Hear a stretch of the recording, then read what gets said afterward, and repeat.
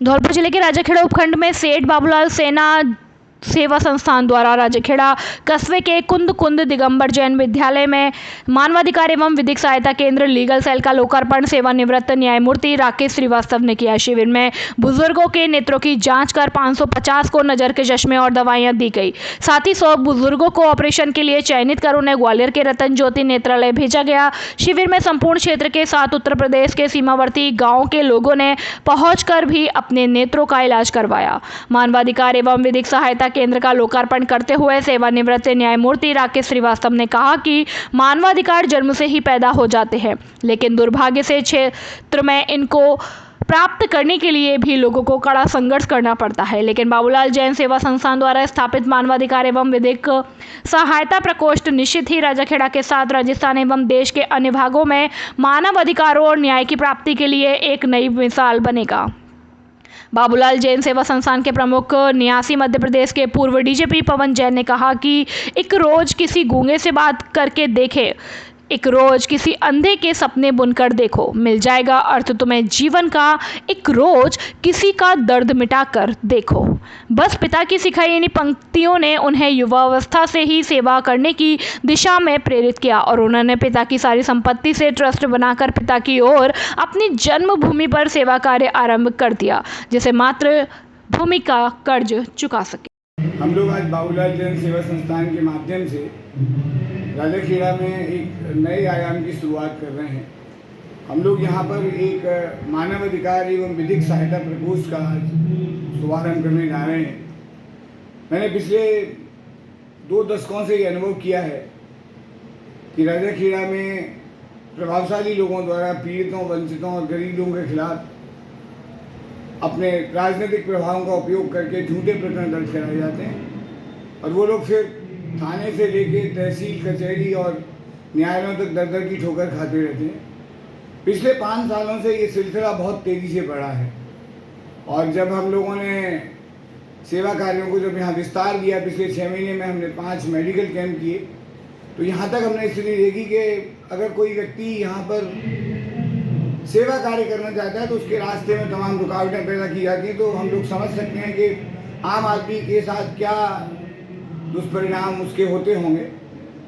तो थाने हों, तहसील हों, कचहरी हों, यहाँ पर वो सत्ताधारी नेताओं के इशारों पर चलते हैं और कानून के साथ का न्याय नहीं हो पाता है। तो मैंने ये 6 अप्रैल को हनुमान जयंती के दिन, पावन दिन, ये शपथ ली थी कि हम लोग शीघ्र ही राजाखेड़ा में एक लीगल सेल स्थापित करेंगे, जिसमें कि हमारे 2 एडवोकेट्स नियमित रूप से हमारे कार्यालय में बैठेंगे और प्रत्येक व्यक्ति को निःशुल्क विधिक सहायता उपलब्ध कराएंगे।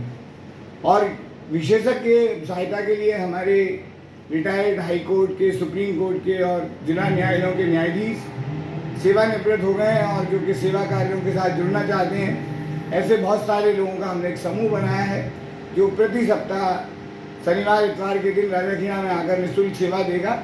इसका एक परिणाम तो ये होगा कि जो वंचित हैं, जो पीड़ित हैं, जो शोषित हैं, उनको तत्काल विधिक सहायता मिलेगी और अगर उनकी कोई कानूनी लड़ाई थाने से लेके और जिला न्यायालय तक अगर लड़ना हो तो हमारे लोग उसके लिए लड़ेंगे। और ये स्थायी रूप से प्रकल्प राजाखेड़ा के कुंद कुंद दिगंबर जैन महाविद्यालय में आज प्रारंभ हो रहा है। एक बड़े देश के एडवोकेट रहे और हाई कोर्ट के जस्टिस रहे, कंज्यूमर फोरम के अध्यक्ष रहे, जस्टिस राकेश सक्सेना जी आज थोड़ी देर में इसका उद्घाटन करेंगे और ये नियमित रूप से राजाखेड़ा क्षेत्र के लोगों को सुविधाएं उपलब्ध कराएगा। मुझे उम्मीद है कि हमारा ये नवाचार राजस्थान में ही पूरे देश में लोकव्यापी बनेगा और गरीब, वंचित और पीड़ित लोगों के लिए और भी लोग आगे आएंगे जो अपने क्षेत्र में लोगों की सेवा कर सकें। आप राजाखेड़ा विधानसभा क्षेत्र से बीजेपी की टिकट भी मांग रहे हैं। देखिए, मैंने मानव सेवा के कार्यों को कभी भी राजनीति से नहीं जोड़ा और मैं ये काम पिछले 23 साल से कर रहा हूँ।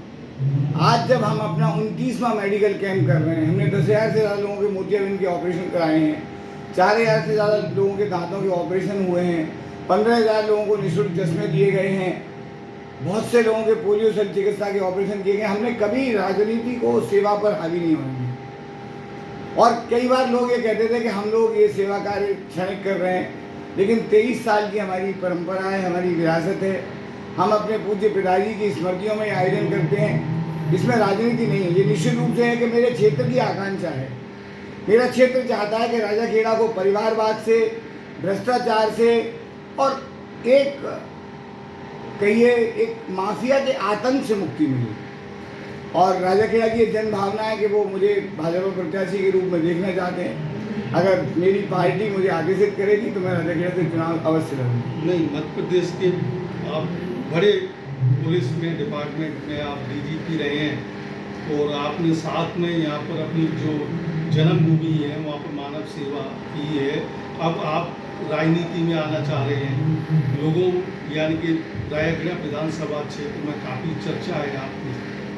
निश्चित रूप से मैं उमेश जी आपसे सहमत हूँ कि मैं मानव सेवा के कार्यों को विस्तार करना चाहता हूँ। मेरी 36 साल की पुलिस की नौकरी बेदाग रही है। मैंने आचार्य विद्यासागर जी से आजीवन ईमानदारी का व्रत लिया है। मैं राजनीति भी करूँगा तो सोचता ईमानदारी से। मैं यहाँ पर राजनीति इंसाफ, ईमानदारी और विकास की करने आया हूँ और लोगों को परिवारवाद और भ्रष्टाचार से मुक्त करने आया हूँ। ये मेरी नहीं, राजाखेड़ा क्षेत्र की जनता की आकांक्षा है कि मैं यहाँ से चुनाव लड़ूँ, क्योंकि मेरे बड़े भाई यहाँ पे 8 साल जिला बीजेपी के महामंत्री और जिलाध्यक्ष रहे। मैं सर्विस में जाने से पहले विद्यार्थी परिषद के साथ जुड़ा रहा, तो मेरा भारतीय जनता पार्टी के साथ वैचारिक जुड़ाव है। और भारतीय जनता पार्टी अगर मुझे योग्य प्रत्याशी के रूप में मानती है, जनता की आकांक्षाओं को अगर वो यहाँ पे वाजिब मानती है तो मुझे टिकट मिलता है, तो निश्चित रूप से मैं चुनाव भी लड़ूंगा। पार्टी आपको सर आपका धौलपुर आ जाना हुआ, क्या कार्यक्रम रहा है? क्या कार्यक्रम रहा है?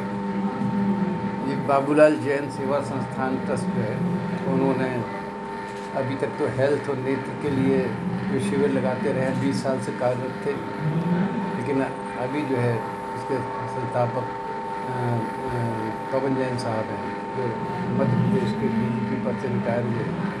उन्होंने अपने मातृभूमि पर आकर के ये कार्यक्रम शुरू किया और यहाँ की जनता की परेशानियाँ देखते हुए उनको कानूनी अधिकारों से जागरूक कराने के लिए, अवगत कराने के लिए लीगल सेल की जो स्थापना की है अपने इसमें बाबूलाल सेवा संस्थान, तो उसको स्थापना के लिए प्रारंभ करने के लिए।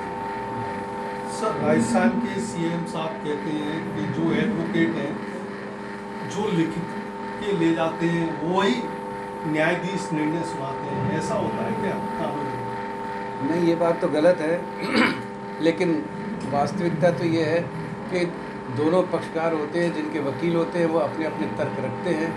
तो जज जब फैसला देता है दोनों का पक्ष सुन करके, उनको पूरी सुनवाई का अवसर दे करके, और जो फाइल में रिकॉर्ड पर तथ्य होते हैं वो और कानून को मद्देनज़र रखते हुए पूरी विवेचना करने के बाद में एक फ़ैसला देता है। तो कई बार चूँकि एक पक्ष की विजय होती है तो उसमें कई बार उसके तर्क माने जाते हैं, तो लिखे भी जाते हैं, इन्होंने ये कहा, इन्होंने ये कहा, तो तर्क दोनों के लिखे जाते हैं, लेकिन एक के तर्क मंजूर किए जाते हैं कई बार, और एक के तर्क नहीं होते हैं, कभी कभी पार्शल होता है। तो कई बार ये होता है कि रिटन आर्गूमेंट भी दिए जाते हैं, दोनों पक्ष देते हैं, तो किसी का रिटन आर्गूमेंट में जो पॉइंट लिखे, क्योंकि आफ्टर ऑल वकील जो है वो भी तो विधि विशेषज्ञ होते हैं, वो लिख करके देते हैं, और जज भी कोई अलग थोड़ी है, वो भी कानून का ही फैसला देंगे। तो जब कानून का फैसला दिया जाएगा तो ये सोचना कि वकील को कुछ नहीं आता, ऐसा तो है नहीं भाई। दोनों तरफ के वकील अपने अपने पॉइंट देते हैं, जज को न्याय सम्मत जो लगते हैं, विधि सम्मत जो लगते हैं, उसके हिसाब से फैसला देते हैं। तो जज के फैसले में वो पॉइंट भी होंगे और दोनों के पॉइंट भी होंगे, लेकिन जिससे जज सहमत होगा, जिसको न्याय के अनुसार समझता होगा, उसके हिसाब से फैसला देता है, तो वो तथ्य आता है। तो ये आक्षेप तो गलत है। जिले के बसेड़ी विधानसभा क्षेत्र में बुधवार को कांग्रेस बसेड़ी एवं सरमथुरा कार्यकर्ताओं की संयुक्त विशाल बैठक का आयोजन हुआ, जिसमें मुख्य अतिथि करौली धौलपुर लोकसभा पर्यवेक्षक शकुंतला खटक रही। कार्यक्रम बसेड़ी विधायक खिलाड़ीलाल वेरवा के नेतृत्व में हुआ, जिसमें सभी बसेड़ी सरमथुरा के कार्यकर्ता मौजूद रहे। जिसमें बसेड़ी विधायक ने कहा कि आने वाले विधानसभा चुनाव को लेकर बैठक रखी है, जिसमें हमारी मुख्य अतिथि शकुंतला खटक रही और हम सब ने आने वाले विधानसभा चुनाव में कांग्रेस फिर अपनी सरकार बनाने जारी है, क्योंकि जनता को पता चल चुका है कि कांग्रेस सरकार ने बहुत ही विकास कार्य कराए हैं और बीजेपी ने हमेशा जनता से खोखले वादे किए हैं। इसलिए जनता अपना मन बना चुकी है। आने वाले विधानसभा चुनाव में कांग्रेस बहुत ही अच्छे मतों से अपनी सरकार बनाने वाली है। इस अवसर पर कांग्रेस के वक्ताओं ने अपने अपने विचार व्यक्त किए। पर्यवेक्षक शकुंतला खट्टक ने कहा कि कांग्रेस पार्टी सबसे पुरानी पार्टी है जो हमेशा दो दिलों को जोड़ना जानती है, लेकिन बीजेपी वाले अपने खोखले वादों से जनता को तोड़ना चाहते हैं। कांग्रेस पार्टी एक संगठित पार्टी है जिसे आज तक कोई नहीं तोड़ सकता। कांग्रेस पार्टी ने हमेशा ही जनता के हितों की बात की है। इस अवसर पर ब्लॉक कांग्रेस अध्यक्ष रामखिलाड़ी शर्मा, भगवान सिंह, मायाराम शर्मा, पुरुषोत्तम शुक्ला, पूर्व प्रधान उदयभान सिंह भाड़ली, पूर्व प्रधान बद्री सिंह जाटव, रामबली शर्मा, श्यामू पंडित एवं अमित शर्मा सहित बड़ी संख्या में कांग्रेस कार्यकर्ता मौजूद रहे। शकुंतला जी खट्टक जो हमारी लोकसभा की धौलपुर की कांग्रेस है वो आगमन हुआ है। एक संयुक्त बैठक हमने बुलाई है करौली, बसेड़ी और सरमुद्रा के लोगों के सभी कार्यकर्ता का 500-700 कार्यकर्ता इकट्ठे हुए हैं। तो मैं सभी की अपने बातें सुनी हैं। हमको किस तरह से चुनाव लड़ना है, किस तरह से जीतना है और क्या हमारे और अच्छा कर सकते हैं। तो जितना हमारा माहौल है उसके प्रति लोगों ने अब हमें बताया कि हमारे क्षेत्र में इसकी क्या पोजीशन है। तो एक हमको आंकलन हुआ है कि हमारा जो विधानसभा है उसमें आज कांग्रेस की कितनी position. Block Congress committee Dholpur एवं ब्लॉक कांग्रेस कमेटी ग्रामीण धौलपुर की संयुक्त बैठक का आयोजन अखिल भारतीय कांग्रेस कमेटी द्वारा नियुक्त करौली धौलपुर लोकसभा प्रभारी शकुंतला खट्टक के मुख्य आतिथ्य में किया गया। बैठक की अध्यक्षता जिला कांग्रेस कमेटी के अध्यक्ष पंडित साकेत बिहारी शर्मा ने की। करौली धौलपुर लोकसभा क्षेत्र से लीडर डेवलपमेंट प्रोग्राम के प्रभारी नटवर लाल LR धौलपुर शहर अध्यक्ष उमर फारूक, ग्रामीण ब्लॉक अध्यक्ष शिबू लोधा सहित बड़ी संख्या में कांग्रेस जन मौजूद रहे। अपने संबंध में AICC प्रभारी शकुंतला खट्टक ने कहा कि कार्यकर्ता कांग्रेस की जन कल्याणकारी योजनाओं को आम जनता तक पहुंचाएं और बूथ स्तर तक पार्टी को मजबूत करें। उन्होंने कहा कि राजस्थान में कार्यकर्ताओं में जोश है। विधायक खट्टक ने कहा कि कांग्रेस पार्टी किसान गरीबों की पार्टी है। कांग्रेस पार्टी ने हमेशा किसानों गरीबों के लिए योजना बनाई और उनको संचालित किया।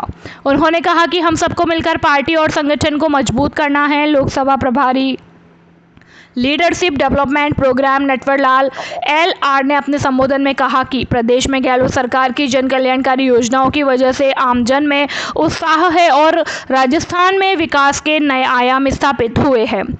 जिला कांग्रेस कमेटी के अध्यक्ष पंडित साकेत बिहारी शर्मा ने कहा कि जिले में चारों सीटों पर कांग्रेस के विधायक भारी बहुमत से जीतेंगे और जिले के कार्यकर्ताओं में जोश है। पार्टी संगठन बूथ स्तर तक मजबूत है। ब्लॉक कांग्रेस कमेटी धौलपुर शहर के अध्यक्ष उमर फारूक ने सभी का स्वागत करते हुए कहा कि धौलपुर विधानसभा क्षेत्र से कांग्रेस पार्टी भारी बहुमत से जीतेगी। उन्होंने कांग्रेस जनों से सरकार की योजनाओं को आम जनता तक पहुंचाने का आह्वान किया। ग्रामीण ब्लॉक अध्यक्ष शिबू लोधा ने कहा कि कांग्रेस की और गरीबों की पार्टी है। कार्यक्रम का संचालन कांग्रेस संगठन महासचिव धनेश जैन ने किया। राष्ट्रीय मिलिट्री स्कूल धौलपुर में आयोजित किया गया डायमंड जुबली समारोह का समापन। राष्ट्रीय मिलिट्री स्कूल धौलपुर में आयोजित किया गया डायमंड जुबली समापन समारोह। यह समारोह राष्ट्रपति जगदीप धनखड़ की अध्यक्षता में दिनांक 12 सितंबर को राष्ट्रीय मिलिट्री स्कूल धौलपुर में होना था, परंतु धौलपुर के खराब मौसम व आधिकारिक प्रतिबद्धताओं की वजह से विद्यालय में आना स्थगित हो गया। उपराष्ट्रपति जगदीप धनखड़ की जगह डायमंड जुबली का समापन समारोह का कार्यक्रम brigadier Sanjeev Kumar deputy GOC की अगुवाई में किया गया। यह उनका इस विद्यालय के लिए एक दिवसीय दौरा था। ज्ञात हो आपको कि राष्ट्रीय मिलिट्री स्कूल धौलपुर ने गत वर्ष अपना डायमंड जुबली वर्ष मनाया और दिनांक 12 सितंबर 2023 को इस वर्ष का समापन समारोह का कार्यक्रम आयोजित किया गया। राष्ट्रीय मिलिट्री स्कूल धौलपुर के डायमंड जुबली के समापन समारोह की अध्यक्षता के लिए निर्धारित कार्यक्रम के अनुसार brigadier Sanjeev Kumar deputy GOC सुबह जयपुर के रास्ते से धौलपुर पहुंचे, जिनका प्राचार्य lieutenant colonel Shyam Krishna TP व समस्त स्टाफ द्वारा विद्यालय के अकादमिक ब्लॉक में मुख्य अतिथि का जोरदार स्वागत किया गया। Principal colonel Shyam Krishna, administrative officer major Nitin, teaching faculty, the non-teaching staff, and I can see the instructors from the army also, the old boys or the alumni of this great school, the guests, ladies and gentlemen, and above all, the cadets. It's a matter of great honor to be here with you all as the chief guest of this monumental occasion of Diamond Jubilee celebration, culmination ceremony, in fact. Well, I have come to your school for the first time, and when I landed out here, just in front of this particular hall, I could sense the festive fervor which was around in anticipation of the Honorable Vice President of India. But unfortunately, he has not been able to make it due to, all of you by now must be aware, due to the bad weather conditions. And I am here standing in front of you. Well, it's difficult for me to fit in his shoes, but nonetheless, I am here and I will try to speak whatever is just possible to motivate you cadets. Seeing you all, it's a mixed feeling, a feeling of humbleness and a feeling of nostalgia. A feeling of nostalgia because when I see you all wearing the khaki shorts and the khaki dress, it takes me back in time of my MBA days when we used to wear the same uniform or a similar uniform. Nonetheless, again, I have to continue with all those mixed feelings. So today, when I speak to you, I feel proud to proclaim that Rashtriya Military School, Dholpur, has achieved a lot and carved out for itself a place in various domains of public life. Established on 16th July 1962, Rashtriya Military School, Dholpur, has traveled an extremely difficult and challenging path. Be it the remote and the hard location, or the severe lack of infrastructural support system for a long time.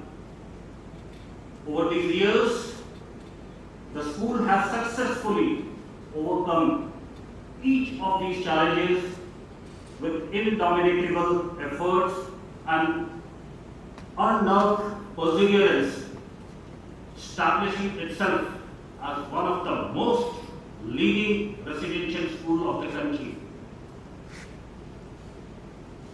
To commemorate its Diamond Jubilee that incidentally and proudly coincides with the Bharat's Amrit Utsav, the school organized, as the head boy was mentioning, a string of events and celebration spreading over a year. And whatever the little I have seen, again I reiterate that I feel overwhelmed to be the chief guest out here for this auspicious occasion.